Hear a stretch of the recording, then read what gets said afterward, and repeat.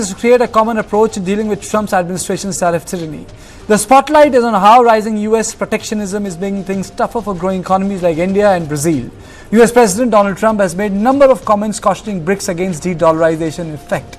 With Prime Minister Modi skipping the meeting and India set to lead BRICS in 2026, it's clear New Delhi is juggling crucial global relationships. At the same time, Jaishankar will head to the United States of America to address the UN General Assembly on September 27. New Delhi decided to nominate Jaishankar to attend the BRICS Summit as well as to address the UNGA as part of the delicate balancing act between China and United States of America. The focus is on stabilizing the international economy and the world order. But it is equally essential that we turn our attention to ongoing conflicts, not least because they have direct developmental and supply chain implications. Furthermore, as we head towards the next UN General Assembly session, an exchange of views on reforming multilateralism would be appropriate. The world, as a collective, is seeking a stable and predictable environment for trade and investment. At the same time, it is imperative that economic practices are fair, transparent, and to everyone's benefit. When there are multiple disruptions, our objective should be to proof it against such shocks. That means creating more resilient, reliable, redundant, and shorter supply chains. On this issue, I am joined by Ambassador Meera Shankar, former Indian diplomat, who served as head of the Indian mission in the United States of America. Thank you so much, madam, for making time. My question to you is, ma'am, we have made this graphic, Jaishankar in between, BRICS and UNGA, the delicate balancing act. Is this what we are thinking, madam, to balance our priorities? Well, I think that India is signaling an effort at rebalancing its relationships with the great powers without seeking friction or disruption with the United States. I think our policy with the US at this point is no confrontation and no capitulation either. So it's a very delicate balancing act. There have been some positive messages exchanged between President Trump and Prime Minister Modi, which provide an opening. But we have to see whether this opening leads to re-engagement on trade and investment issues, because right now the Trump administration still maintains its tariffs on India and is also now talking about secondary sanctions on Russia as well.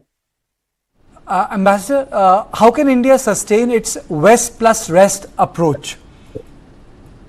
Well, I think the unpredictability of US policy, which actually has been seeking to also force India to choose sides, has reinforced India's need for global space.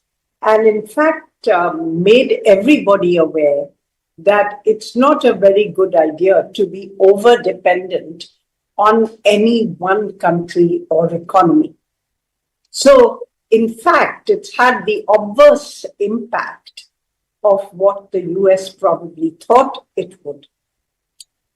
But Ambassador Shankar, the political attitude which the Indians have seen in last 4 or 5 months, in your assessment, is it the attitude shift in the capital in general, or is it very, very specific to Trump as a president, ma'am? At the moment, I would say it's very specific to Trump as a president, because the larger foreign policy establishment, the larger business establishment in the US has underlined the need for good relations with India. And in fact, there's been some criticism, say from former National Security Advisor Jake Sullivan, or even from Nikki Haley, Trump's own opponent for the Republican Party nomination as the presidential candidate, about not pushing India towards China. or losing India. And you've seen Trump himself ruminating on this, saying, we've lost Russia and India to deepest, darkest China or whatever. The point is, for India, we really have areas of convergence with the US, but equally, there are areas where our approaches are different, and they flow both from our geographical and geopolitical location, surrounded by China, Pakistan, and Russia at, one or two removed. And on the other hand, from the varied levels of economic development. We are a developing country.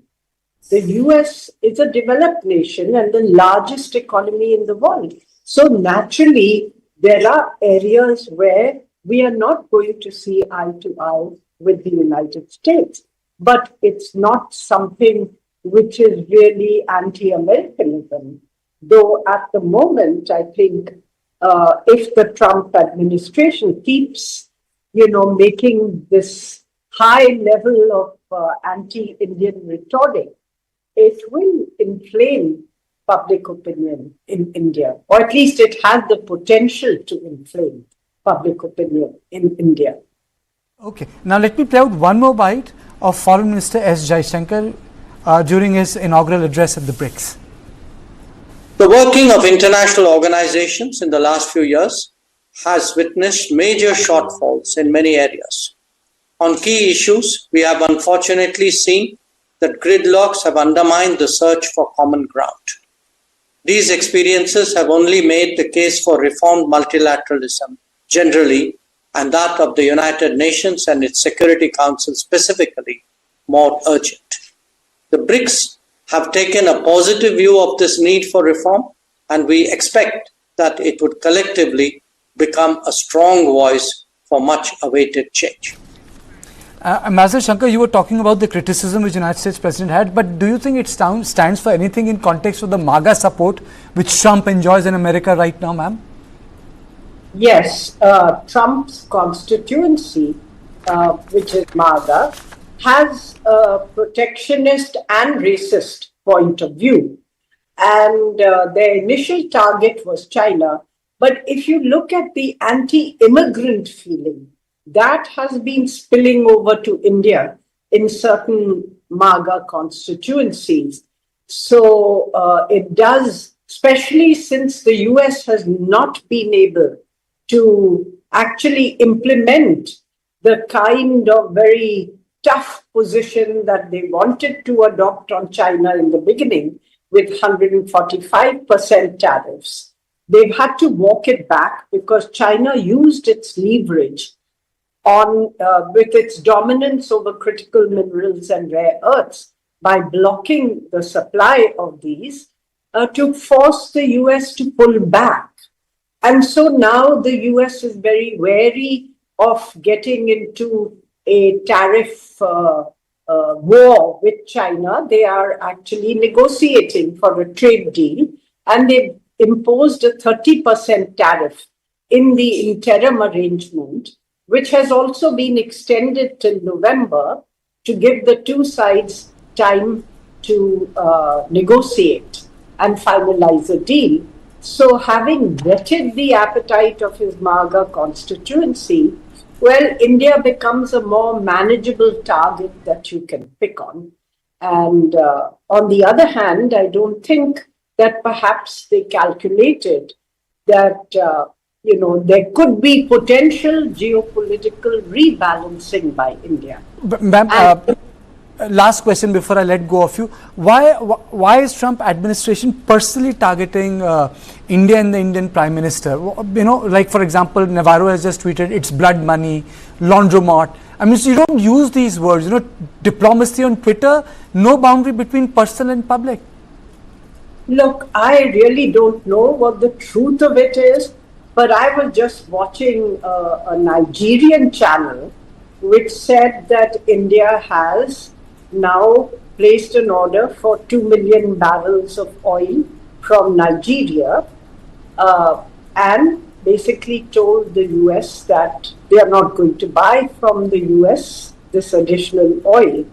And he said that US companies, Exxon and others, were negotiating to get back into Russia and therefore, staunching, or if you will, blocking Russia's market becomes an important element of forcing Russia to let them back into Russia, into the oil sector.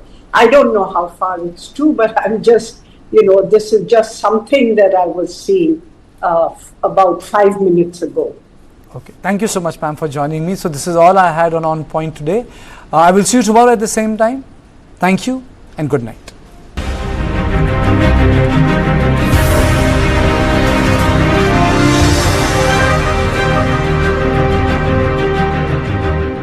Associate sponsor, Dyna Premium Beauty Soap. पहली झलक करे खूबसूरत. That goat is long dead, but Cyrus Bhai are still alive. Game show. This is God's office calling. You're not a VIP.